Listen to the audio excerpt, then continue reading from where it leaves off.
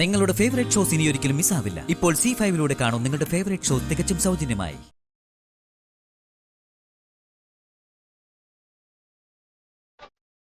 പിള്ളയോട് ആരും ഇക്കാര്യം പറഞ്ഞത്? നമ്മുടെ ജബ്ബാർ സാർ ഉണ്ടല്ലോ സ്റ്റേഷനിൽ, അയാളാ വിളിച്ചു പറഞ്ഞത്. സത്യാമ്മ എന്താ ഒന്നും പറയാത്തത്? ഞാനെന്ത് പറയാനാ? ചന്ദ്രബോസിന് വിഷ്ണുക്കുഞ്ഞിനോട് നല്ല വൈരാഗ്യമുണ്ട്. അയാളാ പക തീർക്കുമെന്നാ ജബ്ബാർ പറയുന്നത്. അത് സ്വാഭാവികമല്ലേ പിള്ളേ? പോലീസിനെ ആക്രമിച്ചു, പോലീസിന്റെ കൃത്യനിർവഹണം തടസ്സപ്പെടുത്തി, പോലീസ് വാഹനം തട്ടിയെടുത്തു, ഇത്രയൊക്കെ നടന്നില്ലേ? പക തീർക്കാൻ പോലീസ് ഇനിയും വകുപ്പുകൾ എഴുതി ചേർക്കും.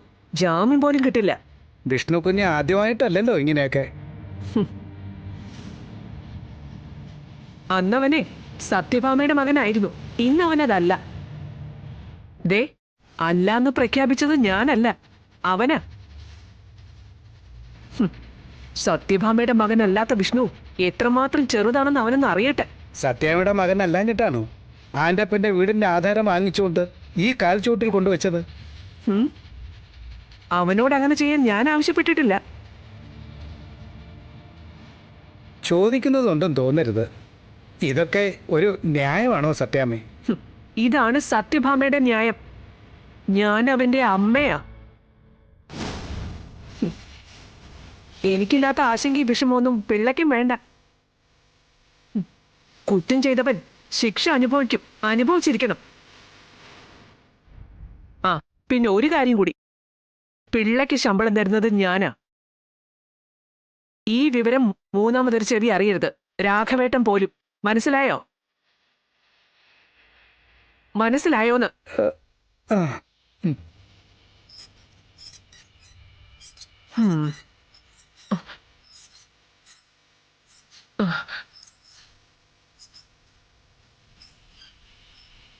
രാഘവേട്ടന് ഊണിന് സമയമായോ?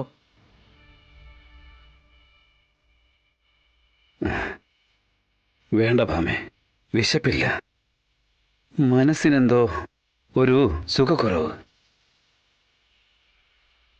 അടുപ്പമുള്ള ആർക്കോ എന്തോ ആപത്ത് വരാൻ പോണ പോലെ.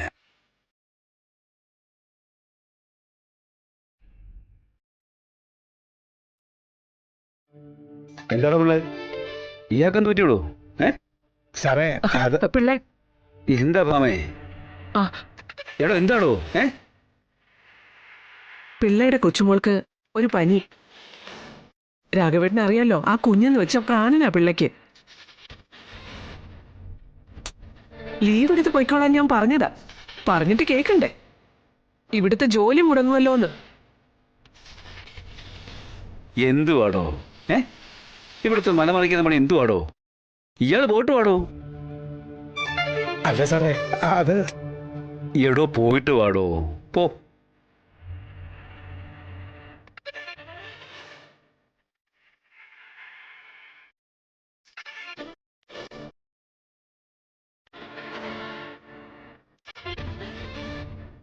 പാവം, കുഞ്ഞിനൊരു അസുഖം വന്നപ്പോ ആ കണ്ണു നിറഞ്ഞ കണ്ടില്ലേ?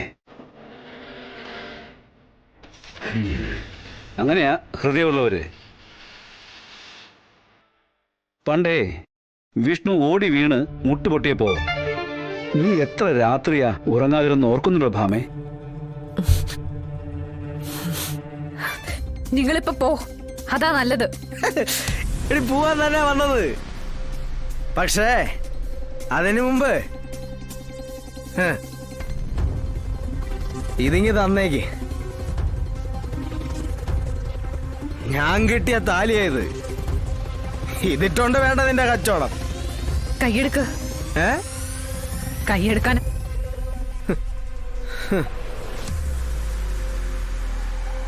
പഠിപ്പിക്കുന്ന പിള്ളേരെ മുഖത്ത് നോക്കാൻ പറ്റത്തില്ല, ചായ കുടിക്കാൻ ഒരു ഹോട്ടലിൽ കയറാൻ പറ്റത്തില്ല, 4 പേര് കൂടുന്ന ഒരു ബസ് സ്റ്റോപ്പിൽ നിൽക്കാൻ പറ്റത്തില്ല. എല്ലായിടത്തും പരിഹാസ ചിരിയും അർത്ഥം വെച്ചൊരു നോട്ടോ. ബാലചന്ദ്രന്റെ ശാരികയുടെ അവിഹിതമാ എല്ലായിടത്തെ സംസാര വിഷയം. അതുകൊണ്ട് രാജീവ് കെട്ടിയ ഈ താലി ഇങ്ങ് തന്നേക്ക്. എനിക്കിനി ഈ ബന്ധം വേണ്ട.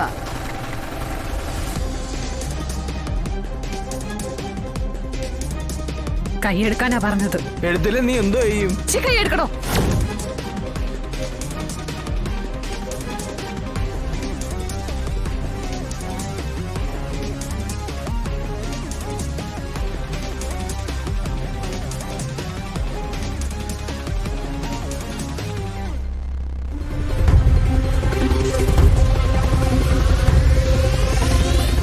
ദാ, ഇതല്ലേ നിങ്ങൾക്ക് വേണ്ടത്?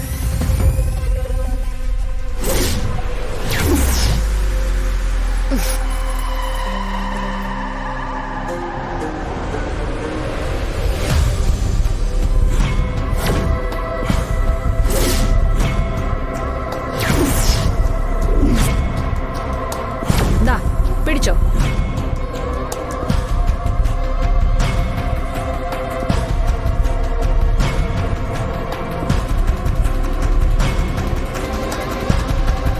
എന്താ വേണ്ടേ?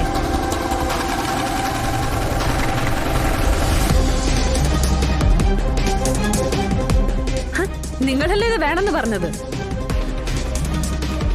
ദേ, വെച്ചോ നിങ്ങൾ കെട്ടിയ താലി.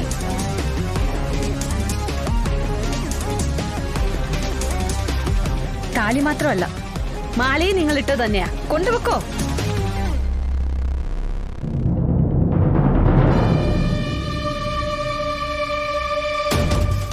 നിങ്ങൾ എന്റെ താലിമാലയിൽ പിടുത്തോട്ടപ്പോ കൈയെടുക്കാൻ ഞാൻ പറഞ്ഞതേ ബന്ധം വെച്ചു പോകുന്ന ഭാര്യയുടെ മനോവ്യത കൊണ്ടല്ല.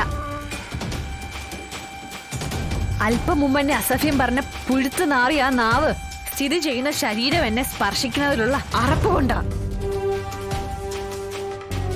ബന്ധം തീർന്നല്ലോ. ദേ, മേലാൽ ഈ പടി ചവിട്ടി പോകരുത്.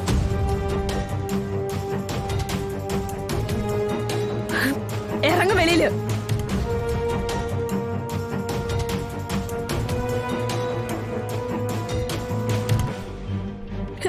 ഇറങ്ങാൻ.